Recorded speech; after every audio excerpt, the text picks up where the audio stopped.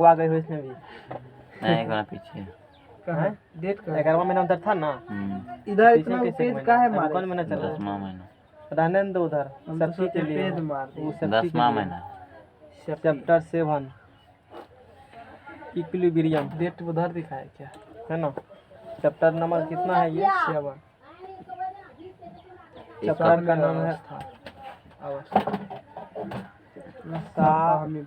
मया व्यवस्था है ना। देखो क्या है E Q U I L I B R I U I B R I U M equilibrium. ये चैप्टर का नाम हो गया साम्य अवस्था। समझ में आ गया ना है। और चैप्टर होगा निर्धारित इस बुक में लास्ट चैप्टर नहीं है। लास्ट चैप्टर है लास्ट समझ में आ गया ना। बुक लेना पड़ेगा हाँ तो तब तो कहाँ घूम रहे हो? बुक लेना पड़ेगा ये कॉपी पढ़ा इतना मोटा तो नहीं देखा। दूसरा है इसमें पूरा ग्रंथ। ये कॉपी पूरा पढ़ेंगे हम लोग पूरा और नहीं है नहीं। अब इसमें कितना तो पड़ेगा होगा ना बहुत होगा। छोड़ो पढ़ते जाओ सब खत्म कर देंगे बहुत जल्द हम। तुमको लगेगा ना भारी है हमको थोड़ी भारी लगता है। वो डेढ़ महीना हुआ भी डेढ़ हाँ, कोनो नहीं तुमको याद करना है हमको याद करना है। दोनों आदमी का सामने है याद तो नहीं करना पड़ता है ना।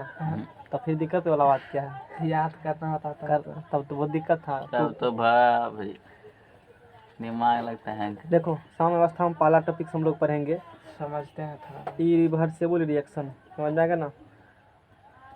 I double R E V E R S I fast से खींचेंगे acid base. Irreversible reaction Hindi में होता है अनुत्क्रमणीय। कुछ भी टॉपिक्स नहीं छोड़े हम लोग सब चीज पढ़ लिए। टॉपिक एक भी नहीं छूटा है अनुत्क्रमणीय प्रतिक्रिया। समझ में आ गया ना। बिंदा बिंदा पढ़ चुके हैं। अब देखो याद नहीं वाले हो इरिवर्सिबल याद उतना ही रखना है। इधर रख बैठो जितना एकदम जरूरी है। समझ में आ गया ना। टाइम देखो ना एक बार 45 हो गया। समझ में आ गया ना। भैया जल्दी जाओ लेट से कहाँ आते हो? हैं ओ टाइम नहीं देखता खाना खा रहा था नहीं।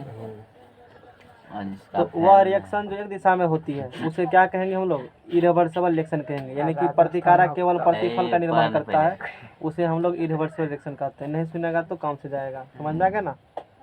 बता दिए क्या होती है। जो केवल एक दिशा में होगी यानी कि प्रतिकारक निर्माण करेगा केवल प्रतिफल का और प्रतिफल निर्माण नहीं करेगा प्रतिकारक का तो उस टाइप रिएक्शन को इरिवर्सिबल रिएक्शन कहते हैं। प्रतिकारक प्रतिफल पता होगा।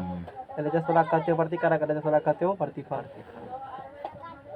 रिएक्टेंट और प्रोडक्ट जैसे जस्ता करेगा रिएक्शन H2SO4 से सल्फ्यूरिक एसिड से। ये गंधकाम्ल कहते हो इसको है ना। हाइड्रोजन सल्फेट कहते हो नॉन लिखिया है।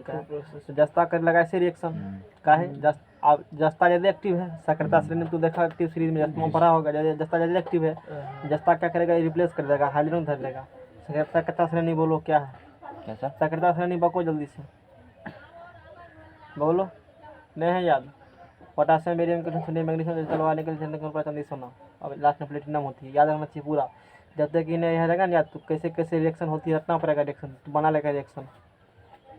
किसी मिट्टी का ना सक्रियता श्रेणी 2-4 लिख लेना उससे। समझ में आ गया। हाँ हाइड्रोजन की इसीलिए याद नहीं है। सक्रियता क्या पाएगा। हाँ तो जाकर रखना उसी पर सारा रिएक्शन का खेल वेल उसी को हम लोग करते हैं। समझ में आ गया ना। मेटिकुलस इसके पास होगा लिखा हुआ बंटी के पास लेके ग्रुप में डाल देना। सक्रियता याद कर लेना सब लाइन बाय लाइन। जैसे अभी हम बोले 15-16 के एलिमेंट के नाम बोले ज़्यादा बोले होंगे पूरा फटाफट बोल देना ध्यान दें। समझ में आ गया ना। एक सांस में घिस दे दो पकड़ करके तब ना पता चलेगा। उस श्रेणी में हाइड्रोजन सुपर जस्ता है। तो जस्ता ज़्यादा एक्टिव है। जस्ता ज़्यादा एक्टिव है तो वो क्या करेगा हाइड्रोजन सल्फेट में से हाइड्रोजन को रिप्लेसमेंट करके खुद उसका जगह ले लेगा। तो इसे कहते हो प्रत्यासन प्रतिक्रिया डिस्प्लेसमेंट रिएक्शन।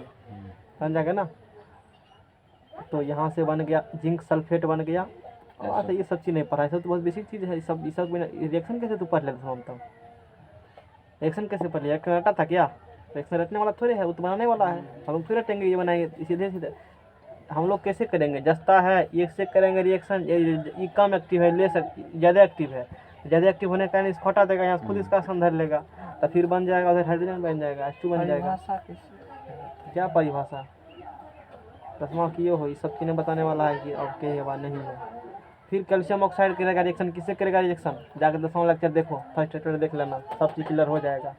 इसको जहाँ दिक्कत है ना, पहला चैप्टर 3 क्लास बेसिक लिए हैं वो वाला देख लेना, आप पहला चैप्टर देख लेना, रिएक्शन के बारे में, बैलेंस टैलेंस से कैसे रिएक्शन लिखा जाता है क्या नहीं है, सब चीज़ मिलेगा पता। नोट्स ले लेना, खाली देख लेना, बात खत्म है। तो 10वां हमने नहीं पढ़ा सकते, इंटर पढ़ना हो ना यहाँ पर, समझ में आएगा ना। जो जहाँ जरूरी था फ्री पढ़ाएंगे, एक चैप्टर पढ़ना हो गया, रिएक्शन के बारे में वहाँ पढ़ना है ना। रासायनिक प्रतिक्रिया चैप्टर एक नाम है तुम्हारा, 5 चैप्टर का, जाकर यूट्यूब से देखो, केमिस्ट्री देने वाले डाले हैं यूट्यूब पर, सब चीज़ डिक्टो डाल दिए हैं, फ्रीज नहीं डाले हैं, आधा फ्रीज डाला हुआ है। तो फिर ये यानी कि इस रिएक्शन में ये हो गया प्रतिकारक, ये हो गया प्रतिफल। इसमें क्या होती है, इससे केवल ये बनता है, इससे ये नहीं बनता है, यानी कि रिएक्शन केवल एक दिशा में होगा, तो उसे हम लोग कहेंगे इरिवर्सिबल रिएक्शन। कैल्शियम ऑक्साइड को रिएक्शन करेगा हाइड्रोजन क्लोराइड से, तो रटेगा, क्या रटेंगे हम। अब कैल्शियम ऑक्साइड करेगा किसे रिएक्शन, हाइड्रोजन क्लोराइड से करेगा रिएक्शन। अब देखो, अब यहाँ कैल्शियम है, ऑक्सीजन है, हाइड्रोजन है, क्लोरीन है ना। अब बात आती है कि ये देखो, यहाँ प्लस चार्ज होगा, यहाँ माइनस चार्ज होगा, यहाँ प्लस चार्ज माइनस होगा, तो इसके प्लस माइनस में मतलब लड़ाई होगा, इसके प्लस में लड़ाई होगा। अब देखो, जैसे यहाँ क्या है, हाइड्रोजन है, यहाँ क्या है, ऑक्सीजन है ना, और यहाँ कैल्शियम और क्लोरीन। तो ई क्लोरीन है नेगेटिव वाला, ये क्लोरीन क्या है, नेगेटिव वाला, एगो इधर है। तो इन दोनों में ज़्यादा एक्टिव कौन है, क्लोरीन है ना। तो क्लोरीन इसको क्या करेगा, हटा देगा, इसकी जगह अब चला जाएगा, तो CaCl2 बना लेगा। अब CaCl2 का है वह नहीं बताना टॉपिक है। कैल्शियम का वैलेंसी 2 होता है, क्लोरीन का होता है, अदला बदली करके उस पर चला गया, उस पर चला गया, ये सब चीज़ बताने वाला नहीं है। कैल्शियम क्लोराइड क्लोराइड बन गया। अब कैल्शियम क्लोराइड 2 चैप्टर देख लेना, तो जा करके सारा चीज़ जगह पता है, बेसिक वाला देख लेना, वो देख लेना, सब चीज़ काल कष्ट दूर हो जाएगा। अब यहाँ से कैल्शियम बन गया, क्लोरीन बन गया, कैल्शियम क्लोराइड बन गया, अब बन गया हाइड्रोजन और बन गया ऑक्सीजन, दोनों बना क्या बना लेगा, जल बना लेगा, वाटर बन गया। ये रिएक्शन हो गई। इसमें केवल इससे इसका निर्माण होता है, इससे इसका निर्माण नहीं होता, इसीलिए कि कौन क्या बोलोगे इसको, इरिवर्सिबल रिएक्शन बोलोगे, अनुत्क्रमणीय प्रतिक्रिया इसको बोलेंगे हम लोग। अब नेक्स्ट स्टेप है हम लोग को रिवर्सिबल रिएक्शन। तो यहाँ पर 2 आया है। हाँ, बैलेंस कर लो इसको, हाँ। बात खत्म है, तू जानो बैलेंस कैसे होती है। रिवर्सिबल नहीं है मेरे सिलेबस में। रिवर्सिबल रिएक्शन, उत्क्रमणीय प्रतिक्रिया, उत्क्रमणीय प्रतिक्रिया नहीं, तो हम लोग 2 लगा देंगे तो हमारा रिएक्शन बैलेंस हो जाएगा। वह रिएक्शन जो होगा दोनों दिशा में, प्रतिकारक निर्माण होगा प्रतिफल का, फिर प्रतिफल निर्माण हो जाएगा प्रतिकारक का। उस टाइप के रिएक्शन को क्या कहते हो, रिवर्सिबल रिएक्शन कहते हैं। समझ में आ गया ना। जैसे मान लो हाइड्रोजन करेगा रिएक्शन, फॉर एग्जांपल आयोडीन से करेगा, I2 से करेगा, है ना, इससे बना लेगा हाइड्रोजन आयोडाइड बना लेगा, हाफ तीर दे के दिखाओ, HI बना लिया। फिर HI क्या होगा, फिर HI से बन जाता है क्या, हाइड्रोजन और आयोडीन। इस प्रकार से ऐसे कर आधा तीर दे के दिखाते हैं। ये सिंबल है कि रिएक्शन दोनों दिशा में होती है, इससे बनेगा ये, फिर इससे ये बन जाएगा। नाइट्रोजन करेगा रिएक्शन किससे, हाइड्रोजन से, यहाँ बैलेंस करने के 2 लगा दो यहाँ पर। नाइट्रोजन करेगा रिएक्शन किससे, हाइड्रोजन से करेगा, ये बनाएगी अमोनिया, NH3 बनाएगा, NH3 बनाएगा ना, NH3 बनाया। बैलेंस करने के लिए यहाँ पर 2 नाइट्रोजन, 2 नाइट्रोजन और 3 दूना 6 गो, यहाँ क्या लगा दिया, 3 लगा दिया, बैलेंस हो गया। फिर इससे क्या बन जाती है, ये बन जाती है। यानी कि यहाँ पर मेरा बनाने का मोटिव ये है कि रिवर्सिबल रिएक्शन क्या होती है, प्रतिकारक से क्या बनती है, प्रतिफल, और फिर प्रतिफल से क्या बन जाएगा, प्रतिकारक, दोनों दिशा में रिएक्शन होती है। समझ में आएगा ना। उस टाइप रिएक्शन क्या बोलेगा हम लोग, रिवर्सिबल रिएक्शन, उत्क्रमणीय प्रतिक्रिया बोलेंगे। अब देखो, अब नेक्स्ट टॉपिक है फॉरवर्ड रिएक्शन। फॉरवर्ड रिएक्शन है ना, अग्रिम प्रतिक्रिया, अग्रिम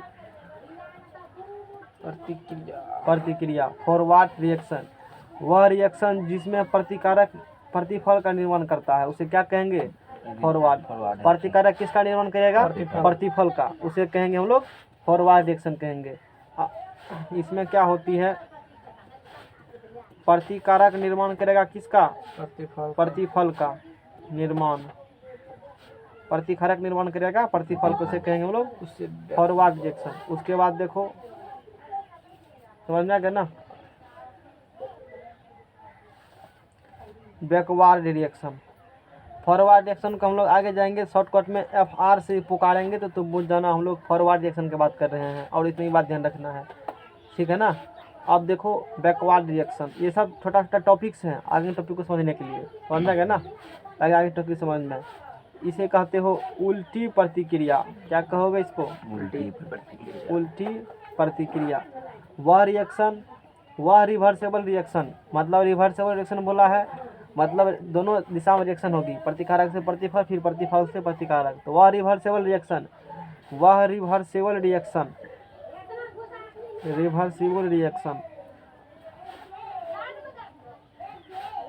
जिसमें क्या होगा, प्रतिफल जो है ना, प्रतिफल क्या बनाएगा बताओ, प्रतिकारक बनाएगा, जो भी है प्रतिफल क्या बना देगा, प्रतिकारक बना निर्माण कर, उसे क्या कहेंगे हम लोग, बैकवर्ड रिएक्शन कहेंगे। समझ में आ गया ना।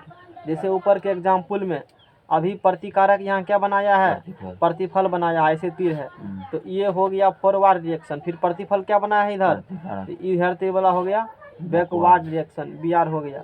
N2H2 का आया तो NH3 बना, तो ये क्या हो गया, ये फॉरवर्ड, इधर फ्री बनाएगा तो ये क्या हो गया, बैकवर्ड रिएक्शन। ये एग्जाम्पल हो गया। अब समझो, अब ये समझ गया है ना। अब समझेंगे हम लोग समवस्था क्या होती, टॉपिक हेडिंग था ना, चैप्टर का हेडिंग क्या था, तो अब समझ में आएगा, ऐसा समझने के बाद समझ में आएगा कि समवस्था होती क्या आखिर है, क्योंकि वो बोलेंगे तो सब वर्ड आएगा, उसमें सिर्फ वर्ड बताया गया है, कोई दिक्कत। अब समझो, अब साम्य अवस्था इक्विलिब्रियम स्टेट क्या होती है ना, इक्विलिब्रियम, या सिर्फ साम्य में भी कहते हो, साम्य अवस्था इक्विलिब्रियम स्टेट, ऐसी को साम्य भी कोई कहता है। जब किसी रिवर्सेबल रिएक्शन में, रिवर्सेबल रिएक्शन दोनों दिशा में रिएक्शन होगा, जब किसी रिवर्सेबल रिएक्शन में फॉरवर्ड रिएक्शन का वेग और बैकवर्ड रिएक्शन का वेग क्या होगा, बराबर होगा। कोई भी रिवर्सेबल रिएक्शन है, जिस रेट से प्रतिकारक से बंधा प्रतिफल और जिस रेट से बंधा प्रतिफल से प्रतिकारक, उसका वेग क्या है, वेलोसिटी क्या है उसका, समान है, दोनों बराबर हो। समझ में आ गया ना। तो उस टाइप्स के ऐसी अवस्था को क्या बोलेंगे, बोलेंगे ये साम्य अवस्था इक्विलिब्रियम स्टेट्स हैं। समझ में आ गया ना। ऐसी रिएक्शन जिसमें फॉरवर्ड रिएक्शन का वेग और बैकवर्ड रिएक्शन का वेग समान होती है, बराबर होती है, समझ जाएगा ना, तो उसे हम लोग कहेंगे समअवस्था या इक्विलिब्रियम स्टेट। पेज लो अगला, law of mass of action.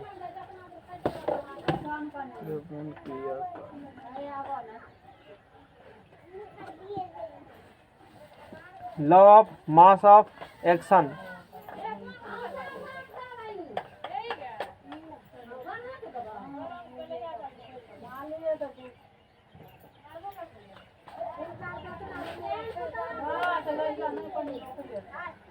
अब देखो नेक्स्ट टॉपिक जो है हम लोग का स्टार्ट करेंगे।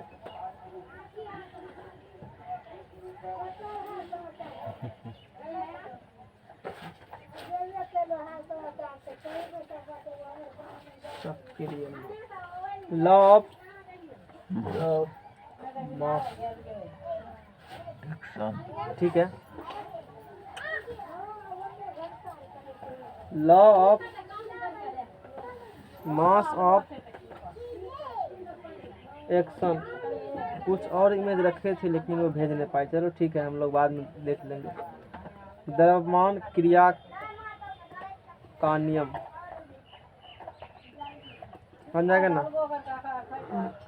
Law of mass of action है ना, द्रव्यमान क्रिया का नियम, समझ जाएगा ना। अब देखो इस नियम का प्रतिपादन गुलबर्ग साइंटिस्ट हैं, गुलबर्ग एंड वेज WAGGE दोनों मिलकर किया था। इस नियम का, law of mass of action का प्रतिपादन गुलबर्ग और वेज ने किया था, समझ जाएगा ना। ये बात हो गई।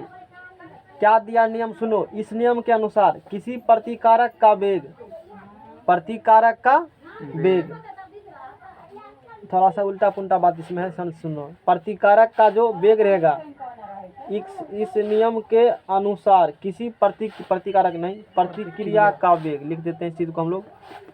प्रतिक्रिया का वेग जो होगा प्रतिकारक के,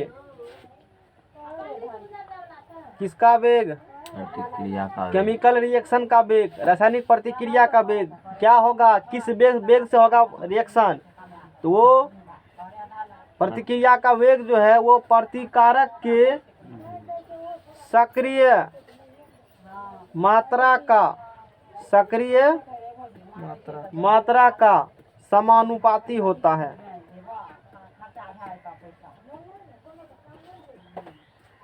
समानुपाती होता है। प्रतिक्रिया का वेग जो होगा प्रतिकारक के सक्रिय मात्रा क्या होती है, समानुपाती होती है। तो पहले इसको लिखने से पहले तो हम लोग पहले ये समझेंगे कि सक्रिय मात्रा क्या होती है, फिर आगे समझेंगे कि होगा क्या, तब पता चलेगा। उल्टे होगा इसमें, अगला समझना होगा ना जो लिखल है, तो इससे पहले वाला समझना पड़ेगा तब अगला समझ में आएगा। बैक गियर में जैसे अभी समझ था समझने के लिए, उसमें रिवर्सल वर्ड यूज हुआ, फॉरवर्ड बैकवर्ड यूज हुआ, पहले ऊपर है तब वो समझ में आया। तो अब ये लॉ को समझ में आ गया ना। और इतना तो बात हुआ, ये तो होती है। और प्रतिक्रिया का वेग प्रतिकारक के सक्रिय मात्रा गुणनफल का समानुपाती होती है। तो 2 बार लिख दिया इस चीज को। देखो जो फिर करोगे ना तुम लोग, प्रतिक्रिया का वेग जो होगा प्रतिक्रिया का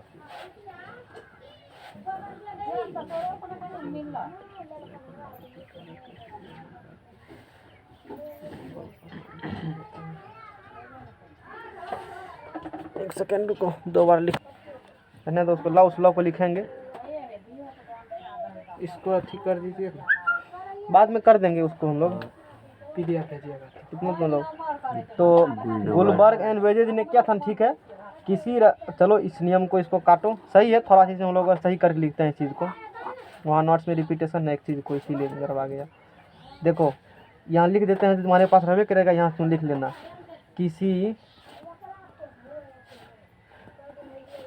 रासायनिक अभिक्रिया की गति अथवा वेग, गति अथवा वेग अभिक्रिया में प्रयुक्त अभिकारकों अभिक्रिया में प्रयुक्त अभिकारकों के सक्रिय द्रव्यमान, हाँ, कारकों के सक्रिय द्रव्यमान के गुणनफल के समानुपाती। हाँ, सक्रिय द्रव्यमान के गुणनफल का गुणनफल के समानुपाती होता है। समानुपाती होता है। समझा गया ना। सक्रिय द्रव्यमान। हाँ, तो अब समझेंगे हम लोग फिर सक्रिय द्रव्यमान क्या होती है, इसको समझेंगे। सक्रिय द्रव्यमान या बहुत जगह सक्रिय मात्रा भी लिखी होती है, नहीं तो हम लोग सक्रिय मात्रा करके काम करेंगे। ये भी जो भी लॉ है आगे हम लोग बात करते हैं इस पर। देखो विकिपीडिया आप देखे थे ना हम लोग, नहीं तो पहले तो ये समझ लो यहाँ पर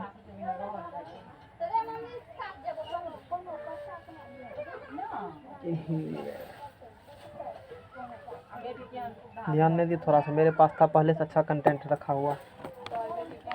देखो तो एक्टिव मास देख लो पहले, सक्रिय द्रव्यमान क्या होती है ना, सक्रिय मात्रा है ना, यहाँ वर्ड आया है ना सक्रिय द्रव्यमान है, तो सक्रिय मात्रा या उसी को मास कहते हो। तो पहले समझेंगे उस चीज़ को हम लोग, फिर लॉ को समझेंगे। थोड़ा सक्रिय लगा, फिर आगे कोई दिक्कत नहीं है, रिपीटेशन हो गया यहाँ पर इसीलिए ऐसा है। एक्टिव मास को देखो, सक्रिय मात्रा एक्टिव मास को भर चैप्टर यही पढ़ना है। लॉ ऑफ तुमको मास एक्शन ही पढ़ना है, ये पूरा कंटेंट इसका जहाँ तक चलेगा खत्म होगा। फिर एसिड बेस हम लोग पढ़ेंगे, अम्ल क्षार पढ़ेंगे। देखो प्रति इकाई आयतन में, प्रति इकाई आयतन मतलब बुझते हो, 1 सेंटीमीटर ले लेंगे हम लोग, 1 सेंटीमीटर लंबा चौड़ा 1 सेंटीमीटर का। इकाई मतलब 1 लेना है, जितना लेगा सब 1 लेगा, उसे कहते हैं इकाई आयतन। चाहे इकाई में जितना तो ले सकते हो। तो प्रति इकाई आयतन में उपस्थित पदार्थ के मोल की संख्या को, प्रति इकाई आयतन में जितना उपस्थित रहेगा ना पदार्थ की मोल, उसकी संख्या को सक्रिय मात्रा उसी कहते एक्टिव मास। समझ जाएगा ना।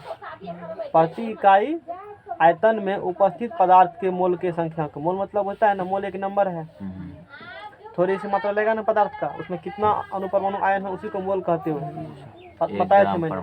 हाँ, तो प्रति इकाई आयतन लेंगे, उसमें उपस्थित जो पदार्थ रहेगा उसमें कितना मोल की संख्या रहेगा, उसी को हम लोग सक्रिय मात्रा एक्टिव मास कहेंगे। समझ में आ गया ना। पदार्थ के मोल की संख्या को सक्रिय मात्रा कहते हैं। इसे मोलर सांद्रण भी कहा जाता है। इसे हम लोग क्या बोलेंगे, मोलर सांद्रण। इसे हम लोग मोलर सांद्रण भी सांद्रण, इसे मोलर सांद्रण भी कहा जाता है।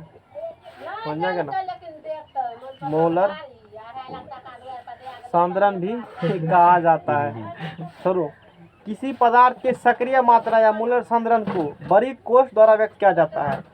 किसी भी पदार्थ का क्या निकालेगा, सक्रिय मात्रा, या उसी का नाम क्या है, मोलर सांद्रण। तो बारीक कोश द्वारा क्या किया जाता है, उसको व्यक्त किया जाता है। व्यक्त किया जाता है। जैसे लिखेंगे हम लोग ए का सक्रिय मात्रा, ए का क्या लिखेंगे, सक्रिय मात्रा लिखेंगे, तो ए को क्या करेंगे हम लोग, बड़ी कोष्ठ में बंद कर देंगे। उसी प्रकार से लिखेंगे बी का सक्रिय मात्रा, बी को क्या करेंगे, बड़ी कोष्ठ में बंद कर देंगे। सी का लिखेंगे सक्रिय मात्रा, सी को बड़ी कोष्ठ में घेर देंगे। डी का लिखेंगे तो डी को बड़ी कोष्ठ में घेर देंगे। ये बात हो गया, समझ में आ गया ना। ये लॉ आगे होगा क्लियर, आगे तो बढ़िया से क्लियर हो जाएगा लॉ। ये क्या होती है ना, समझ में आ जाएगा लॉ। अब देखो, साम्य तो जैसे मान लो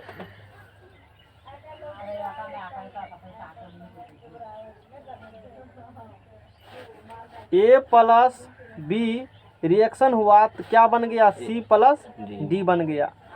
किसी रासायनिक अभिक्रिया की गति जो होगा, रासायनिक अभिक्रिया की गति वेलोसिटी जो होगा, है ना, जैसे ए प्लस बी दोनों रिएक्शन किया, क्या बन गया, सी प्लस डी बन गया। प्रतिकारक से किसका निर्माण हुआ, प्रतिफल से। फॉरवर्ड रिएक्शन है, केवल दिशा में रिएक्शन होती है, इसीलिए कौन रिएक्शन होगा, ये फॉरवर्ड रिएक्शन होगी। बात समझ में आ गया ना। अब समझो डिफिनेशन को, ये जो लाइन लिखा हुआ है ना, लाइन वाले लाइन पढ़ो। किसी रासायनिक अभिक्रिया की गति, मान लिया कि रासायनिक अभिक्रिया गति क्या है, आर है। कितना गति मान लिया, ये हम लोग आर ही सिंबल मानते हैं, स्टैंडर्ड सिंबल, बुक भी आर को रेफर करते हैं, एनसीईआरटी भी देखो आर लिखा होगा बुक में भी। तो माना कि ये जो केमिकल रिएक्शन हो रहा है उसका गति कितना है, आर। ये आर क्या होगा, आर जो होगा किसी रासायनिक अभिक्रिया की गति जो होती है अथवा वेग अभिकारक में, अभिक्रिया में प्रयुक्त अभिकारकों, अभिक्रिया में प्रयुक्त अभिकारकों कौन कौन है, एगो ए अभिकारक, एगो कौन अभिकारक है, उसके सक्रिय द्रव्यमान यानी कि सक्रिय मात्रा। अच्छा, इसका सक्रिय मात्रा बोलो, एक सक्रिय मात्रा क्या होगा, ए, बी की सक्रिय मात्रा क्या होगा, ऐसे होगा बी। रासायनिक अभिक्रिया का वेलोसिटी जो है या गति या वेग जो होती है वो क्या होगी, उस अभिक्रिया में प्रयुक्त अभिकारक या, और उसका नाम क्या कहते हो, प्रतिकारक, उसके सक्रिय मात्रा के गुणनफल के समानुपाती होती है। बात बुझा, अब समझ में आ गया रिएक्शन। इसीलिए तो जब तक इन्हें कहते थोड़े समझ में आता, उल्टे चलना पड़ता है इसमें, पहले ही बताए तब फिर समझाए। अब समझ में आ गया ना। ये लाइन लिखा है, क्या लिखा हुआ है, कुछ भी नहीं है कि law of mass of action या द्रव्यमान क्रिया का नियम क्या होती है। तो किसी रासायनिक अभिकारक की गति या वेग जो होगा ना, रिएक्टेंट जो होगा ना, उसका सक्रिय मात्रा के गुणनफल क्या होती है, समानुपाती होती है। एक्टिव मास के प्रोडक्ट के डायरेक्टली प्रोपोर्शनल होती है। इसी को कहते हो law of mass of action, द्रव्यमान क्रिया का नियम। बात समझ में आ गया ना। तो एक का सक्रिय मात्रा कैपिटल सक्रिय मात्रा एक्टिव मास हो गया, इसे मोलर सांद्रण भी कहा जाता है। इस प्रकार हम लोग काम करें। अब देखो, अब आगे टॉपिक देखो, साम्य स्थिरांक इक्विलिब्रियम कांस्टेंट क्या होती है, हम लोग उसको लर्न करेंगे। साम्य स्थिरांक इक्विलिब्रियम कांस्टेंट बना के भेज देंगे पीडीएफ इसका भी, कोई दिक्कत है, भेज देंगे ना। अभी तक तो करिए लेगा सब, फेर कर लिया है ना। हाँ तो मान लिया कर लिया, मान लिया कि कर लिया, समझ में आ गया ना। 7 चैप्टर पढ़ लिया हो ना, 6 को पहले 7वां पढ़ ले, वो भी खत्म हो जाएगा 4-5 दिन तक में। तो साम्य स्थिरांक यानी कि इक्विलिब्रियम स्टेट्स क्या होती है, इक्विलिब्रियम कांस्टेंट। तो अब देखो इस चीज को समझने के लिए है ना, इस चीज को समझने के लिए साम्य स्थिरांक क्या होती है जल्दी समझ में नहीं आएगा। हम लोग एक पैना लिखेंगे तब समझ में आएगा, लास्ट में समझ, अभी नहीं समझ में आएगा। नहीं, उस चीज को पहुंचने के लिए साम्य स्थिरांक क्या होती है थोड़ा सा आगे बढ़ो तब पता चलेगा। माना कि ए और बी दो प्रतिकारक है, 2 रिएक्टेंट्स है। ए और बी 2 क्या है, प्रतिकारक, एगो ए है, एगो कौन है, बी है। प्रतिक्रिया कल दोनों आपस में क्या करेगा, रिएक्शन करेगा। ए और बी दो को प्रतिकारक है, दोनों आपस में क्या करेगा, रिएक्शन करेगा। आपस में रिएक्शन कर करके आपस में क्या करेगा, ये रिएक्शन बहुत चालू है, बल्ब नहीं है। लोग को लगेगा अरे बटन तो ऑन है, चलो जल कहीं नहीं रहा है ना। कहता है जब तक जेके जो हाँ, तो ए और बी दो को प्रतिकारक है और दोनों करेगा रिएक्शन आपस में। मान लो रिएक्शन किया तो बन गया सी प्लस क्या बन गया, डी बन गया। सी प्लस क्या बन गया, डी। कोई तकलीफ इसमें है, न हाँ। और फिर सी प्लस डी का मन बदला, ई भी दोनों आपस में करेगा तो फिर क्या बन जाएगा, तब ए प्लस बी बन जाएगा। यानी कि किस टाइप के रिएक्शन हो गए,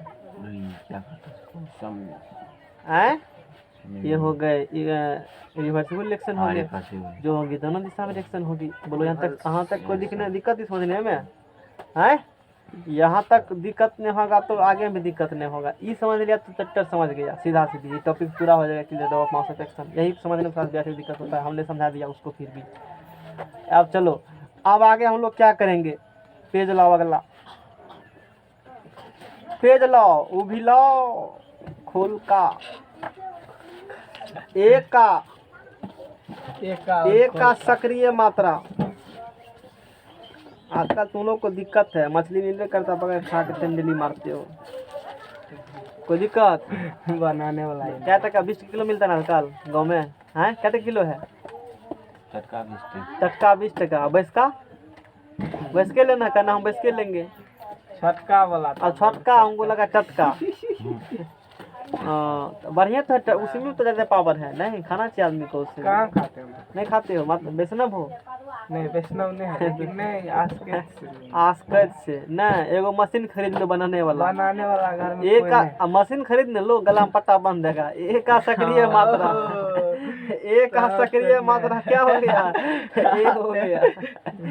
अब बी का सक्रिय मात्रा क्या हो गया, हाँ पत्ते बनाता है। बिक जाओ ना, 2-3 लाख में खरीद लेगा कोई खरीदने वाला। अभी तुरंत तुम खरीद, थोड़ा चेक फिल करा देंगे। भुवन कुमार सी का सक्रिय मात्रा क्या होगा, इस प्रकार से होगा। और डी का सक्रिय मात्रा क्या होगा, डी होगा।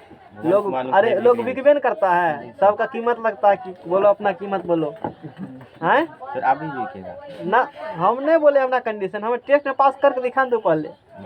मेरा यही मतलब है ना, मुफ्त में कोई पैसा नहीं। भविष्य होगा। हम तो वैसे सोचते हैं बाबा जी रहने के लिए। तो ये समझ में आ गया ना, आपको दाम भी बहुत टेंशन में, हैं? दाम भी बहुत है। दाम बहुत देगा हमको, इसलिए तो नहीं बेचते हैं। कुछ सामान बेचने वाला नहीं होता है, सिर्फ देखने वाला होता है। यदि फॉरवर्ड रिएक्शन का वेग, सब्जी देंगे फल देगा। चलो फॉरवर्ड रिएक्शन, और भी हम लोग भी घुमा दीजिएगा। हाँ अच्छी बात है, अभी घुमा रहे हैं ना पूरा केमिस्ट्री में। अभी सुनो, फॉरवर्ड रिएक्शन का वेग क्या है, R1। और बैकवर्ड रिएक्शन का वेग कितना मान लिया हमने, फॉरवर्ड रिएक्शन का वेग क्या मान लिया है, R1। और बैकवर्ड रिएक्शन का वेग क्या माना है, R2 माने हैं। अब देखो लॉ ऑफ मास एक्शन के अनुसार, लॉ ऑफ मास एक्शन के अनुसार, मास एक्शन के अनुसार, क्योंकि हम लोग रिवर्सिबल रिएक्शन के बारे में बात कर रहे हैं। दोनों एग्जाम होती है, प्रतिकारक निर्माण करेगा प्रतिफल का, फिर प्रतिफल निर्माण करेगा प्रतिकारक का। हम लोग उसके बारे में पढ़ रहे हैं, समझ में आ गया ना। तो आप बोलो A प्लस बी से क्या पहले क्या बना, C प्लस डी। तो ये हो गया फॉरवर्ड रिएक्शन, और ये हो गया बैकवर्ड रिएक्शन, है ना। ये हो गया फॉरवर्ड और ये हो गया बैकवर्ड रिएक्शन। तो फॉरवर्ड, पहले फॉरवर्ड बात करो, फॉरवर्ड पर लगा law of mass of action, तो उसका वेग क्या माने हो, R1 माने हो। R1 डायरेक्टली प्रोपोर्शनल सक्रिय मात्रा A, और सक्रिय मात्रा क्या होगा, दो एलिमेंट है, इसका निकल गया रेट, है ना। अब देखो यहाँ से, फिर इससे क्या बन गया है, R2, ये बना गया। इसका भी कुछ वेग होगा ना ये बनने का। तो R2 डायरेक्टली प्रोपोर्शनल सक्रिय मात्रा C और सक्रिय मात्रा D। कोई दिक्कत, हाँ तुमको पता है डायरेक्टली प्रोपोर्शनल हटाते कांस्टेंट आती है। हम लोग इसमें R1 है तो कांस्टेंट क्या मान लेते हैं, K1 मान लेते हैं। A सक्रिय मात्रा और बी सक्रिय मात्रा। सक्रिय मात्रा है ना। इसे सक्रिय मात्रा, इसे मोलर संदर्भ, इसे इस कोश से निरूपित किया जाता है। ए का सक्रिय मात्रा ए बोलेंगे, ए का सक्रिय मात्रा और बी का सक्रिय मात्रा। R2 बराबर बोलो, के यहाँ से क्या होगा, के K2 सक्रिय मात्रा C सक्रिय और मात्रा सक्रिय मात्रा D। D। यहाँ तक कोई सक्रिय दिक्कत? मात्रा सक्रिय मात्रा C, सक्रिय मात्रा D। हाँ, प्लेटफार्म नंबर 1 और प्लेटफार्म नंबर 2। अब देखो, अभी एक चीज बताए थे, क्या बताए थे तुमको एक चीज हम, है ना, चीज ये डिस्कस किए थे, इक्विलिब्रियम स्टेट्स क्या होती है। बहुत हंस रहे हो। आप बोलते हैं ना। साम्य अवस्था, इक्विलिब्रियम स्टेट्स क्या होती है, जब किसी रिवर्सेबल रिएक्शन में फॉरवर्ड रिएक्शन का वेग और बैकवर्ड रिएक्शन का वेग क्या होगा, समान हो। बराबर होगा। यानी कि जिस रेट से फॉरवर्ड रिएक्शन चल रही, उसी रेट से क्या चल रही है, बैकवर्ड रिएक्शन चल रही है।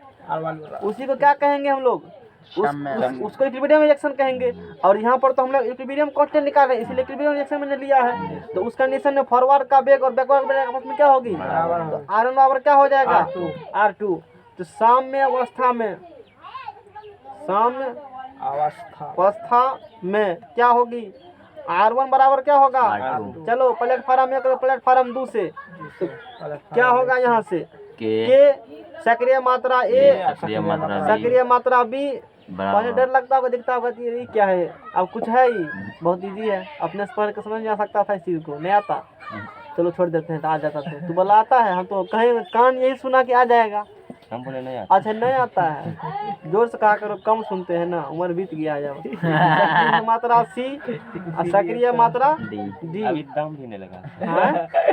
अभी के- दम अरे पूरा आ रही होगी। दम लगा क्या करेंगे, बिकने वाला सामान नहीं है। K1 बा क्या होगा, K2 होगा नहीं, A1 बा A बा मार्केट में जाता होगा ना, देखता कुछ कपड़ा ऐसा होता है ना, ऊपर में धर रहेगा शो के लिए सिर्फ, बिकने वाला नहीं है, बिकना है तो अंदर है, उसके लिए अलग मिलेगा वहाँ से, समझ में गया ना। CD ना हाँ हैं, CD ना होगा, सक्रिय क्या मात्रा। होगा CD, बटन होगा गया तो इधर बटन में आएगा अच्छा अच्छा गप में लगा जाए, गलती कर दिए। तो K1 बटे क्या ले लो, K2 K1 बटा आ गया K2 K2। तो C सक्रिय मात्रा C, सक्रिय मात्रा D आई बटा में चला जाएगा, सक्रिय मात्रा A, सक्रिय मात्रा B। ये समझ में आ गया ना। तो अब एक चीज यहाँ से है कि यहाँ पर जो मैंने कलम लो, यहाँ पर आया है ना K1 K2, जहाँ K1 बराबर rate constant of forward reaction, rate reaction का रेट निकाला है ना, इसलिए रेट कांस्टेंट हो गया। समझ में आया कि नहीं बताइए, बताओ। Rate constant of forward reaction, K2 बराबर बोलो रेट कांस्टेंट ऑफ, बैकवर्ड हाँ rate constant constant of, English से कर दो, हो गया बैकवर्ड रिएक्शन, बात खत्म है। हैं कहेगा स्पेलिंग नहीं है, इंग्लिश लिखेगा ना कहेगा फैशन है, तू कहेगा ऐसे लिखेगा तो कहेगा बहुत खूब है। हिंदी में नहीं आता है। सुनो ना, हिंदी में करेगा ना कहेगा लिखने नहीं आता है, इंग्लिश में घस देगा ना कहेगा बहुत बढ़िया लिखा है ये, देखो कितना अधिक मतलब इस प्रकार से मेंटलिटी है। ये बात ध्यान देते हो, अपने भाषा का मैंने ना है। मैंने नहीं है कुछ मैंने हिंदी में लिखना पड़ेगा बढ़िया। हालांकि भी सर DOCT घस दिया डबिंदा मार करके, कहेगा बहुत खूब बहुत खूब बहुत खूब। आ हिंदी में लिखो तो, अरे तुमको हिंदी लिखने में लेना आता है, इस इंग्लिश लिखो, लोग बुझेगा तुम ज्यादा ईमानदार, ईमानदार ज्यादा ईमानदार हो, पढ़ा लिखल खूब हो नहीं। जब चेक बनेगा तो तरह इंग्लिश बोल देना, कोई दिक्कत, विचार को हम सिखा देंगे कैसे बोला जाता है, गौप क्या जाते हैं इंग्लिश में, समझ जाएंगे ना। नंबर है क्या पूछ लेना। बस बस बस बस, कोई दिक्कत, टनाटन रहेगा क्या हैं? नहीं कुछ बोलो ना फ्रेश। तो K1 बाय K2 बराबर निकल गया सक्रिय मात्रा C, सक्रिय मात्रा D बटे सक्रिय मात्रा A और सक्रिय मात्रा B। तो जहाँ K1 K2 का है, K1 है rate of constant of forward reaction, K2 rate of constant backward reaction.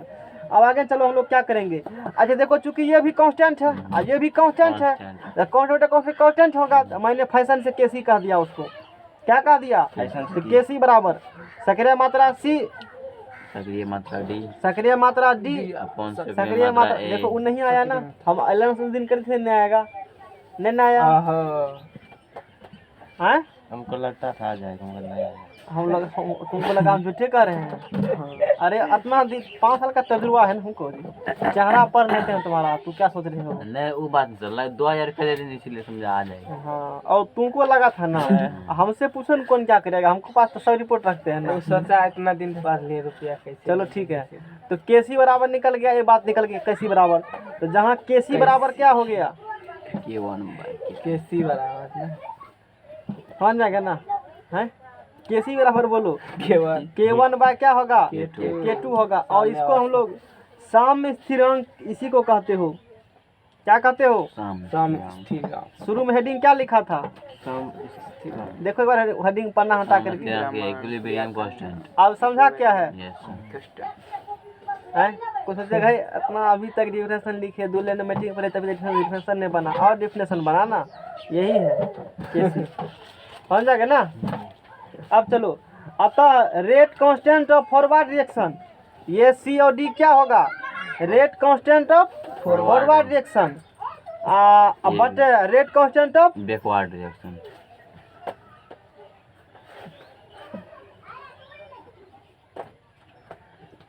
इसी को सम स्थिरांक कहते हैं, दोनों के रेशियो को। अरे ये तो रेट कांस्टेंट ऑफ, ये सी और डी क्या है? सी और डी क्या है? निकालो तो PDF पर, थोड़ा सा कुछ भेजेंगे मोबाइल में, हम देखो तो समझ जाएगा ना? यही क्या हो गया, यही है साम्य स्थिरांक, समझ जाएगा ना? चलो ठीक है,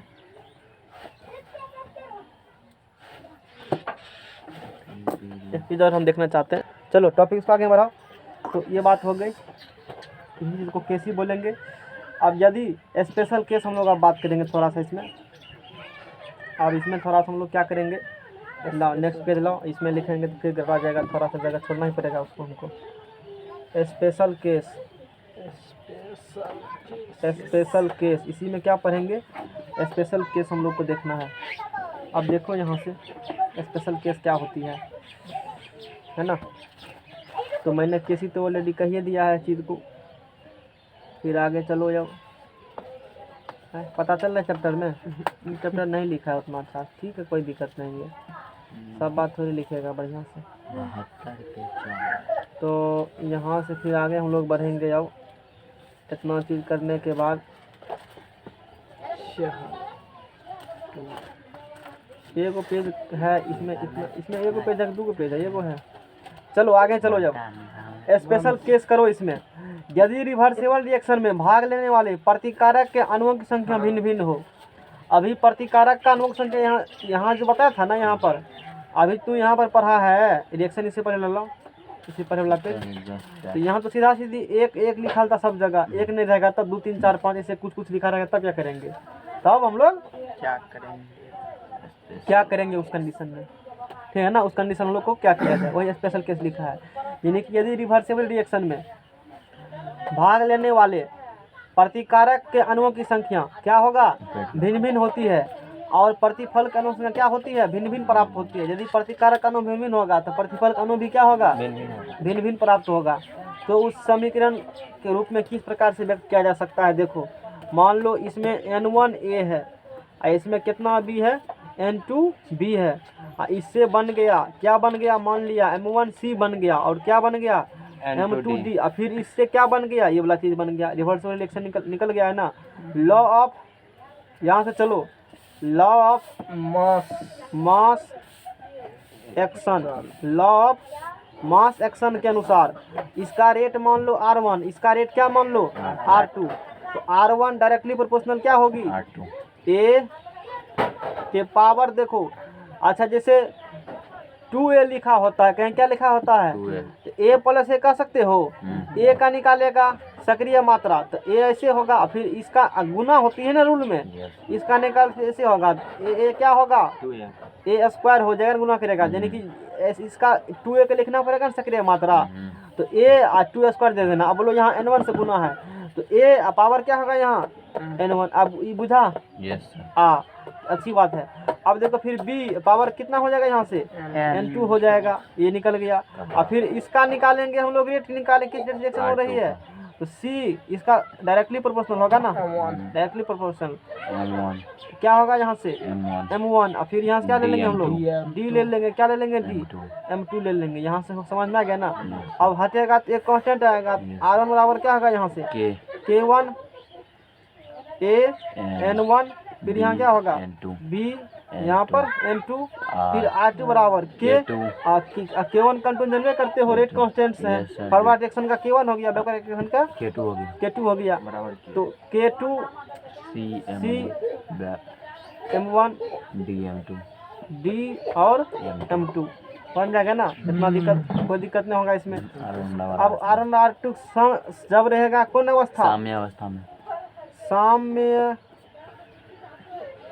व चौथा संयुग आकर अवस्था में R1 बराबर R2 R1 बराबर R2, लेफ्ट लेफ्ट लेफ्ट बराबर है, राइट राइट क्या होंगे आपस में बराबर होंगे। बराबर होंगे।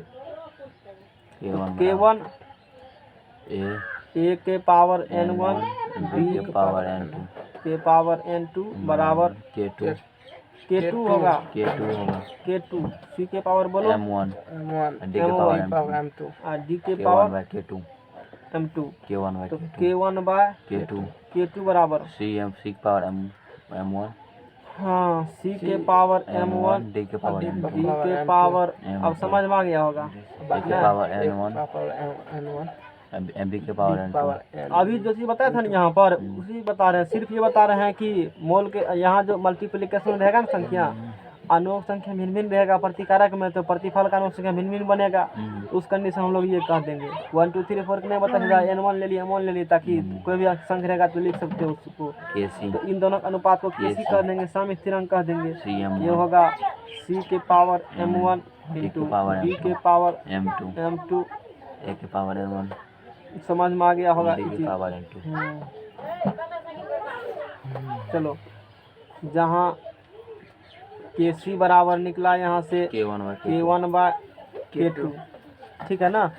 KC बराबर क्या निकला K2 तो समीकरण इसको एक मान लो। तो यही जो समीकरण एक हुआ भिन्न भिन्न अणुओं के लिए सम स्थिरांक का व्यंजक है। ये क्या है, भिन्न भिन्न अणुओं के लिए सम स्थिरांक का व्यंजक है। मतलब 2 3 4 लिखा रहेगा, 5 लिखा रहेगा, 9 8 लिखा रहेगा नहीं इस पर कहीं पर। उसको तो वो तो सिर्फ एक के लिए था, इससे पहले देखिए तो वो सिर्फ इसके लिए था, एक था ना।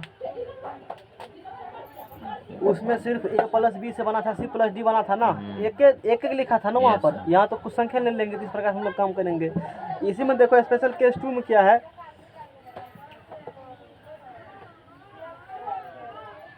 स्पेशल केस नंबर 2 में क्या है, यदि रिवर्सिबल एक्शन प्रतिकारक और प्रतिफल गैसीय अवस्था में होते हैं, किस स्टेट में रहेगा, यानी कि यही फार्मूला लिखेगा गैस के लिए। तो उसके लिए क्या होती है, गैसीय अवस्था में होती है उसके संतुलन को दाब में व्यक्त किया जाता है। यदि होगा प्रतिकारक गैसीय अवस्था में उसके संतुलन किसे व्यक्त करेंगे हम लोग, दाब के रूप में व्यक्त करेंगे, प्रेशर में व्यक्त करेंगे। और केसी का स्थान पर प्रेशर है तो यहाँ क्या लिख देंगे, केसी लिख देंगे हम लोग, सीधा सी बात है कि पी से प्रेशर होती है, लिखा जाता है। अतः समीकरण 1 को निम्न प्रकार से लिखा जा सकता है, केसी की जगह क्या लिख देंगे केपी। तो पी सी के पावर M1 इंटू, देखो तो लिखा है फार्मूला वो चीज़, उसमें देखो तो भेजे होंगे। आज पता नहीं दिक्कत है, कल से ध्यान रखेंगे हम इस चीज़ को। नहीं भेजे, नहीं है ना, ये फार्मूला लिखा होगा केपी बराबर केसी बराबर, नहीं है नहीं है, बहुत स्थिति खराब है आज का। कोई दिक्कत नहीं है, तो हम लोग फार्मूला लिखते हैं।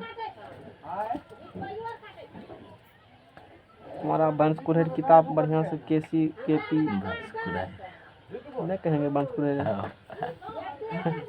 वंश लोचन 3 4 5 है, 3 4 5 मतलब लगातार वही जो आया था अभी। ओ बस यही है, हाँ जानते हैं, केपी बराबर निकला उसको रखते गर्मी में लाइन काट करके करके लाइन में लाठी लाकर तो केपी बराबर क्या निकल गया, PC power M1 into P, यहाँ होगा डी के पावर क्या होगा M2 बट पी ए के पावर क्या होगा N1, यहाँ से फिर बी के पावर बी के पावर क्या होगा। बड़ा खतरनाक फार्मूला है जी, नहीं है फार्मूला हैं, नहीं है फार्मूला, समझ में इतना बात है। अब आगे पढ़ो। समझ में आ गया ना? अब आगे हम लोग देखते हैं। फाड़ के फेंक दो उधर किताब को। JP बराबर CD। चलो ठीक है। साम्य स्थिरांक की मात्रा, दिशमांक साम्य अवस्था। समझ में आ गया ना? ये बैठ लो क्या हुआ? अरे चुराने दो, क्या दिक्कत है? अगला टॉपिक पढ़ो। सम ये जो है ना, फैक्टर्स अफेक्टिंग इक्विलिब्रियम स्टेट्स, कौन कौन से फैक्टर इसको प्रभावित करेंगे? फैक्टर्स अफेक्टिंग इक्विलिब्रियम स्टेट,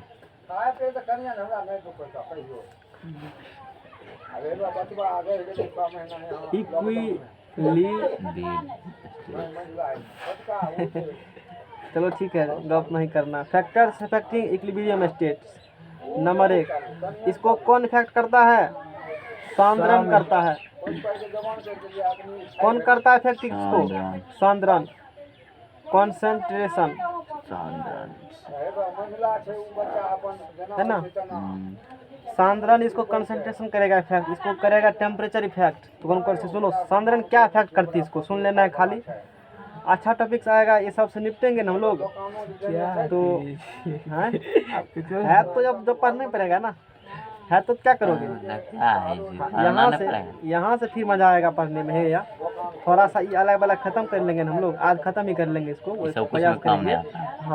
हाँ, लिटरेचर प्रिंसिपल पढ़ेंगे हम लोग, ये खत्म होने के बाद है यहाँ से मजा आएगा। अम्ल और क्षार, 10वां तो परिभाषा याद करना है, याद करके नहीं पढ़ाएंगे तो 10वां में है नहीं पढ़ाएंगे, नहीं पढ़ना है। अनुसार छोड़ देंगे तो इसको नहीं पढ़ेगा हम लोग को पढ़ाएंगे। पवन नहीं आएगा उस दिन। देखो इसको ताप करता है प्रभावित। ताप किस प्रकार से करेगा प्रभावित, तुम देखो कॉपी लेकर के तब करेगा प्रभावित। समझना क्या ना?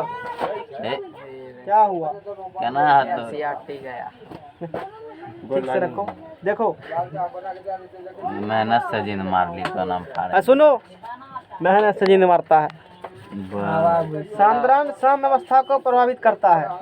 सांद्रण किसको प्रभावित करेगा? सांद्रण जो होती है, कंसंट्रेशन मतलब बुझते हो, एक होता है कंसंट्रेशन, नहीं कहते तुम्हारा दिमाग बहुत कंसंट्रेट है। अच्छा बताओ, एक कभी बताए हैं कि नहीं कंसंट्रेशन और तनु में, डाइल्यूट और कंसंट्रेट में क्या अंतर बताए हैं कभी? नहीं बताए हैं। सुन लो, जब 1 किलो पानी ले लो, कितना लेना है पानी? 1 किलो पानी, यानी तो 1 गिलास पानी ले लो। पानी कितना लिया? 1 गिलास। 1 मुट्ठी मिलाओ चीनी, और उसी 1 गिलास पानी में 1 पुआ मिलाओ चीनी। तो जैसे मात्रा की 1 पुआ वाला रहेगा ना, तो बोलेंगे पावर वाला क्या है? 250 ग्राम वाला कंसंट्रेट है, 1 मुट्ठी वाला क्या है? डाइल्यूट है। यानी कि जब कम मिला रहेगा ना कोई पदार्थ उसमें, तो उसको बोलेंगे डाइल्यूट, और बहुत अधिक मिला रहेगा क्या बोलेंगे? कंसंट्रेट। तो समझ में आ गया बात? वो सभी लाइक को भी होगा। हाँ वहाँ भी था, आज वहाँ भी सर बताए थे इस चीज़ को, बताए होंगे, बदल के याद है? उसको याद तुम कह रहे अलग बताए थे, ये जरूर बताए होंगे, बात चर्चा किए होंगे, तब ध्यान तुम्हारा कहीं और होगा। आप देखो सांद्रण कंसंट्रेशन क्या होती है? सांद्रण सम अवस्था क्या करेगा? प्रभावित करेगा। यदि प्रतिकारक का सांद्रण बढ़ाया जाता है, यानी कि प्रतिकारक का कंसंट्रेशन क्या करेंगे हम लोग? बढ़ाएंगे, तो फॉरवर्ड एक्शन का वेग भी क्या होगा? बढ़ जाएगा, बढ़ना ही है। और यदि प्रतिफल का सांद्रण बढ़ाया जाता है, तो बैकवर्ड एक्शन का वेग बढ़ता है। समझ में आ गया ना? इस प्रकार सांद्रण के परिवर्तन से समवस्था में क्या होती है? हुआ ना परिवर्तन, अभी इस प्रकार से परिवर्तन होगी। फिर इफेक्ट करेगा टेम्परेचर, ताप करेगा इफेक्ट। तो ताप के परिवर्तन से साम्य अवस्था में भी क्या होती है? परिवर्तन होती है। यदि स्थिर दाब पर, कांस्टेंट प्रेशर पर अभिक्रिया उष्माशोषी होती है। कांस्टेंट किन चीज पर? प्रेशर पर, कांस्टेंट दाब पर अभिक्रिया क्या होगी? उष्माशोषी। समझ रहे हो? उष्माशोषी होगा। तो प्रतिकारक का ताप यदि बढ़ाओगे तो प्रतिफल अधिक मात्रा में प्राप्त होती है, तब उस कंडीशन में इफेक्ट हुआ ना ताप बढ़ाने से। लेकिन जब प्रतिक्रिया क्या होगा? उष्माक्षेपी होती है, तो ताप बढ़ाने से प्रतिफल क्या होगा? कम मात्रा में प्राप्त होती है। यानी कि ताप बढ़ाने से मतलब factors affecting equilibrium state effect हो रही है ना, कभी कम रहा है कभी बढ़ रहा है। इसी प्रकार संतुलन क्षमता कम घट रहा था, तो इफेक्ट किया ना, हमको इतना एसिड जानना इफेक्ट कर दिया। अतः ताप किसको करेगा प्रभावित? साम्यावस्था क्या करेगा? प्रभावित करेगा। दाब देखो, दाब भी करता है प्रभावित। दाब किस प्रकार से करेगा प्रभावित? अलग अलग का निपटा देते हैं हम लोग। यदि प्रतिक्रिया गैसीय होती है, कैसा होगा रिएक्शन? गैसीय होती है, और उसमें आयतन परिवर्तन होता है, वॉल्यूम चेंज हो रही, अर्थात प्रतिकारक और प्रतिफल के मोलों में क्या हो गए? अंतर, कुछ अलग अलग मात्रा है सबका, इसका मतलब ये होती है। तो उस प्रतिक्रिया पर दाब का प्रभाव बढ़ता है। दाब बढ़ाने से आयतन क्या होगा? घटती है। गैसीय अवस्था में होगा ना, पढ़ा है ना तू थर्मोडायनेमिक्स में, गैस का दाब बढ़ाएगा, आयतन क्या होगा? घटेगा। जबकि दाब घटाने से आयतन क्या होती है? बढ़ती है। तो ये बात मैंने देख लिया। ये देखो H2Cl2 HCl बन गया, 1 मोल है 1 मोल है 2 मोल बन गया यहाँ पर। तो 2 मोल बराबर इधर भी 2 मोल इधर भी 2 मोल, यानी कि नो इफेक्ट ऑफ प्रेशर। इस पर इफेक्ट प्रेशर कोई भी इफेक्ट नहीं पड़ रहा है। लेकिन यहाँ देखो N2 और H2, N2 और क्या, यहाँ पर NH3 बन गया, यहाँ 2 होगा, अरे बैलेंस करेगा, यहाँ 3 हो जाएगा, यहाँ 3 1 4 मोल, इधर कितना मोल? 2 मोल। तो इफेक्ट ऑफ प्रेशर हो गया यहाँ पर, तो इसीलिए प्रेशर भी क्या करेगी? इफेक्ट करेगी। अब उत्प्रेरक कैटेलिस्ट देखो, कैटेलिस्ट किस प्रकार से करेगी इफेक्ट? कैटेलिस्ट किस प्रकार से करेगी इफेक्ट? तो उत्प्रेरक वे रासायनिक पदार्थ होते हैं, वे केमिकल सब्सटेंस होते हैं जो प्रतिक्रिया को क्या करते हैं? प्रभावित करते हैं। यदि साम्य अवस्था में उत्प्रेरक का प्रयोग किया जाता है तो साम्य अवस्था पर कोई प्रभाव नहीं पड़ता, क्योंकि फॉरवर्ड और बैकवर्ड एक्शन का वेग दर समान रूप से बढ़ता या घटता है। समझ जाएगा ना? उत्प्रेरक वे रासायनिक पदार्थ होते हैं जो प्रतिक्रिया वे क्या करेंगे? प्रभावित करेंगे। कैटेलिस्ट समझ में आ गया ना? ऐसा है पदार्थ जो कि रिएक्शन में मिला देने से उसका वेग को क्या करेगा? इफेक्ट करेगा। ये बात हम लोग कर लिए। चलो थोड़ा सा जगह है, एक रिलेशन बिटवीन हम लोग देख लेते हैं केपी और केसी में। थोड़ा सा पूरा डेरिवेशन नहीं देखेंगे हम लोग, सूत्र देखेंगे, फालतू का डिफरेंस बकवास है। रिलेशन बिटवीन, देखो relation between Kp and Kc. Kp और केसी में संबंध देखो, कल से हम लोग इसको खत्म करते हैं, नया टॉपिक कल से पढ़ेंगे। क्या पढ़ेंगे? तुम लोग को पढ़ने में अच्छा नहीं लगता होगा नहीं, तो देख लो केपी केसी में रिलेशन भी है, तो ढढ़ा बड़ा रिलेशन है तो पकड़ करके बोझ दिया है।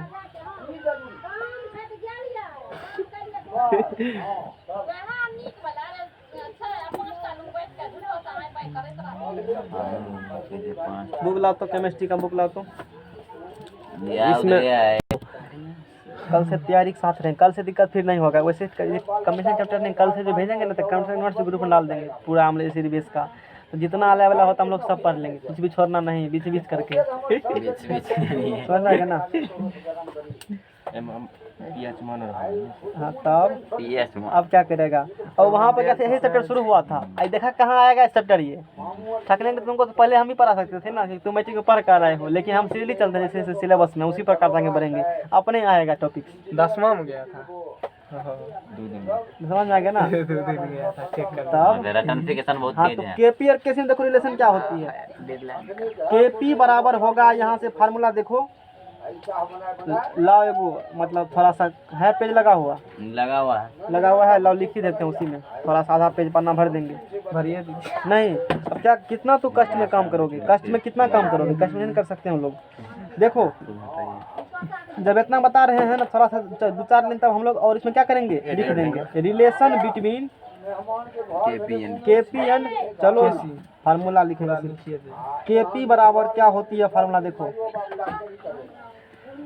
ए की सक्रिय मात्रा की पावर m1, डी की सक्रिय मात्रा के पावर m2 बटा ए के सक्रिय मात्रा पावर n1, बी के सक्रिय मात्रा पावर m2। उसके बाद देखो आर टी, इस पर पावर में है लिखल m1 प्लस m2, इसमें से घटायल है n1 प्लस n2। इतना हुआ क्लियर? ये बात हो गई, ठीक है ना? अब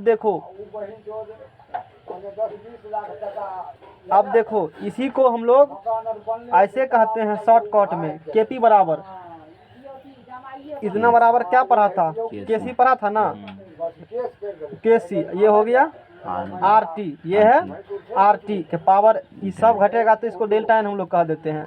ये निकल गया फार्मूला। अच्छा, ये किसका मान हो, इतना बराबर क्या होता है, केसी। इतना बराबर होता है के सी। अब समझ में गया बात को, सब बात। चलो ये बात हो गया। अब देखो, चलो ठीक से यहाँ से डेल्टा एन, जहाँ वेयर डेल्टा एन बराबर 0 प्रतिफल के कुल मोलों की संख्या, प्रतिफल के कुल मोलों की संख्या पंखा प्रतिफल के कुल मोल की संख्या माइनस प्रतिकारक के कुल मोल प्रतिकारक के कुल मोल की संख्या। कुल मोल की संख्या, समझ में आ गया ना, कुल मोल की। अरे अभी रिएक्शन में 1 2 का जोड़ा था ना, वही कुल मोल था ना। तो डेल्टा एन कैसे निकलेगा, प्रतिकारक के कुल मोल की संख्या माइनस प्रतिफल पे लिखल है ना, तो प्रतिफल के कुल मोल की संख्या माइनस प्रतिकारक के कुल मोल की संख्या, ये बात निकल जाएगा यहाँ से। चलो स्पेशल केस भी पढ़ेगा, पढ़ा देते हैं ये भी। स्पेशल केस का प्रभाव। फर्स्ट, जब डेल्टा एन क्या होगा, यहाँ से 0 होगा, यानी कि एक सब जगह लेगा। उस कंडीशन में केपी डेल्टा एन 0, तो इतना बराबर 0, उसका मान 1 हो जाएगा। उस कंडीशन में केपी बराबर क्या निकल जाएगा, केसी निकल जाएगा। अब 2 नंबर में, जब डेल्टा एन क्या होगा, पॉजिटिव होगा। अरे प्रतिकारक में प्रतिफल कर रहे हो ना, जब ये क्या होगा आपस में पॉजिटिव होगा, तो पॉजिटिव होगा तो इसमें पॉजिटिव होगा, आर टी पावर कुछ इसमें कुछ मल्टीप्लाई हो जाएगा, यानी केसी बड़ा हो जाएगा उस कंडीशन में। ये केपी बड़ा होगा, केपी बड़ा होगा ना, केसी नहीं बड़ा, क्या होगा बड़ा, केपी। उस कंडीशन में केपी ग्रेटर देन क्या होगा, केसी हो जाएगा। 3 नंबर में चलो, जब डेल्टा एन क्या होगा, नेगेटिव होगा, डेल्टा एन क्या हो जाएगा, इसका जस्ट अपोजिट हो जाएगा। उस कंडीशन में केपी लेस देन क्या होगा, केसी। अब पेज लगाया तो तब पूरा लिखिए दिए पेज को, ये बात हो गई, हम लोग कर लिए। चलो अब कल से क्या पढ़ेंगे हम लोग, यहाँ से पढ़ेंगे सीधा सीधी एसिड बेस एंड साल्ट। कोई दिक्कत नहीं पढ़ेगा क्या, पर 10वां पर का 10वां वाला